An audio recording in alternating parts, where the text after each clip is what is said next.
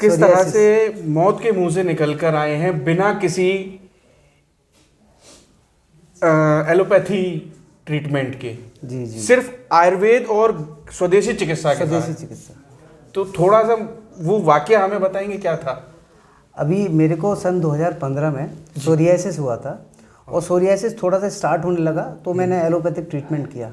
उसके बाद मेरे को पूरी बॉडी में एक्सेलरेट हो गया वो, और इतना हुआ कि मेरा बॉडी वेट 85 था और मैं इतना ज़्यादा हो गया कि 45 मेरा बॉडी वेट रह गया।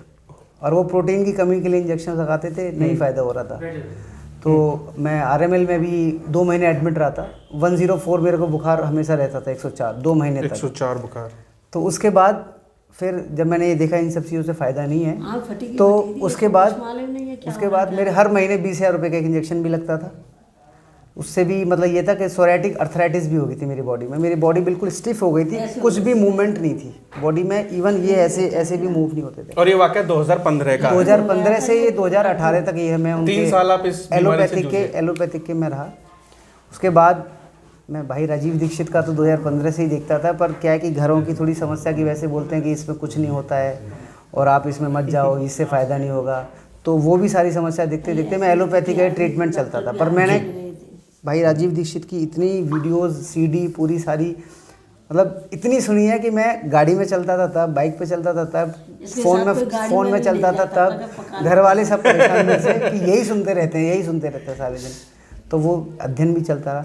फिर कोरोना का टाइम आया तो मेरे इंजेक्शन नहीं आ पाई वहाँ से, तो वो एक मौका मिल गया मेरे को कि ये बंद करने का, घर वालों को मनाने। तब से मैंने अपना स्वदेशी चिकित्सा करी, और स्वदेशी चिकित्सा भी नहीं करी, जो हमारा आहार है, भोजन है, मैंने उसी को अपना दवाई औषधि बनाया।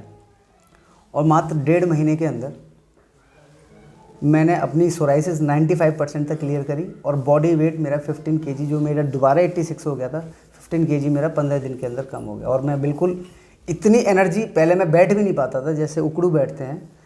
उसके 1.5 महीने बाद मैंने बैठ के अपने खेत की कटाई भी करी गेहूँ की, और बड़ा खुश हूँ। और मैंने उसके बाद मैंने काफ़ी लोगों को बताया भी है, तो उन्होंने भी ये सब किया है। तो मतलब आपका पहले 1 महीने में, अगर मैं, जैसा कि हमारे भाई गोविंद भाई कहते हैं कि स्वस्थ समृद्ध परिवार एक विचार है और समृद्धि बचानी है।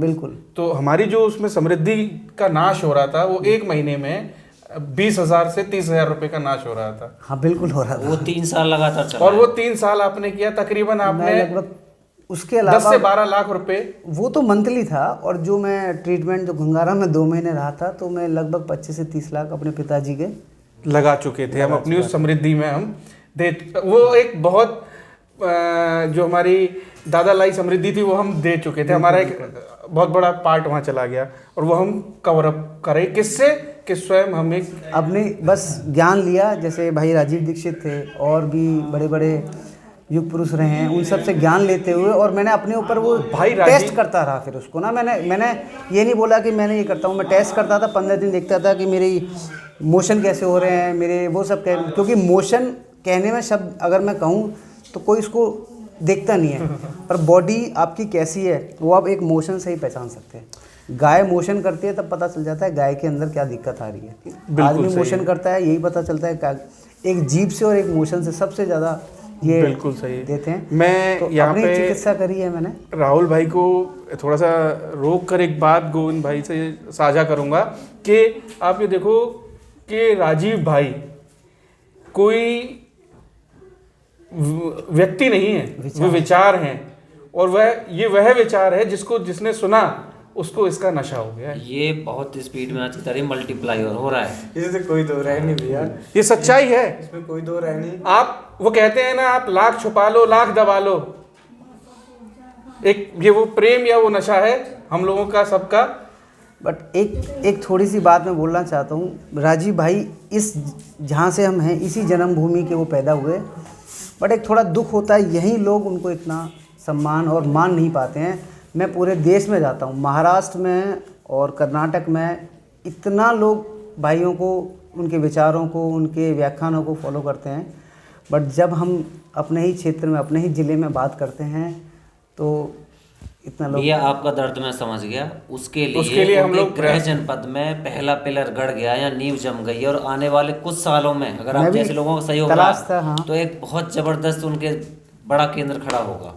उसी प्रयास में देखो गोविंद भाई से हमने ये अपने इस प्रयास में गोविंद भाई से हमने सहारा लिया है, और यहाँ अपनी संस्थान रामदास आर्य सेवा फाउंडेशन ट्रस्ट के सहारे हम लोग वही प्रयास करेंगे कि इस चीज़ को जीवंत करें दोबारा। बिल्कुल। और आप सब साथ रहेंगे, आप लोग साथ आएंगे, हम लोग एक बार दोबारा सम्मिलित हो पाएंगे तो शायद इसको हम लोग बहुत जल्दी जीवंत कर पाएंगे। तो भाई हम इंतज़ार देखो, एक क्या होता है कि जैसे मैं अकेला हूँ घर से, तो मेरी मजबूरी बनती है मुझे घर रह के ही कुछ काम कर सकता हूँ मैं कार्यकर्ता के रूप में, क्योंकि मैं जॉब छोड़ के आया हूँ। मैं अदानी में as a supply chain manager था जी, और अच्छी खासी मेरी पे स्केल था। बताइए। कहाँ से ठीक हुई? है, मैं खैर से ही हूँ। बहुत बढ़िया नंबर है भैया। हाँ, हाँ। ठीक है, तो बात करते हैं। अब वो छोड़ दिया और मैं अपने खेत में स्वदेशी, अब मैं जैविक खेती करता हूँ। फादर एडवोकेट यही हैं। बहुत कुछ कर रहे हैं। बहुत जल्दी, पहले कुछ नहीं बहुत कर रहे जल्दी थे, असली पूरे तौर कर रहे हैं। पूरे देश में जैविक खेती का प्रचार करता हूँ, ट्रेनिंग देता हूँ। तो बहुत जल्दी हम लोग इसमें भी मिलेंगे। नहीं भैया, पैसे खा के भूख मिट जाएगी क्या? चलिए, ये आपका इस अनुभव से शायद हमारे कई मित्र ये समझ पाएं, या हमारे प्रयास को वो समझ पाएं कि हम इस प्रयास को क्यों करते हैं।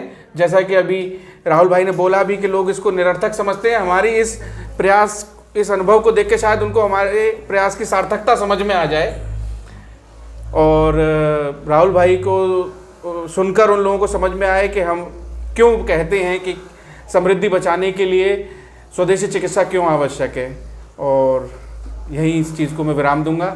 और राहुल भाई, सबसे बढ़िया भाई को बहुत बहुत और भाई को बहुत बहुत धन्यवाद आपका, आपके इस जिले में आगमन पर। कल परसों तो डॉक्टर को भी बता के आया, बच्चों का स्पेशल डॉक्टर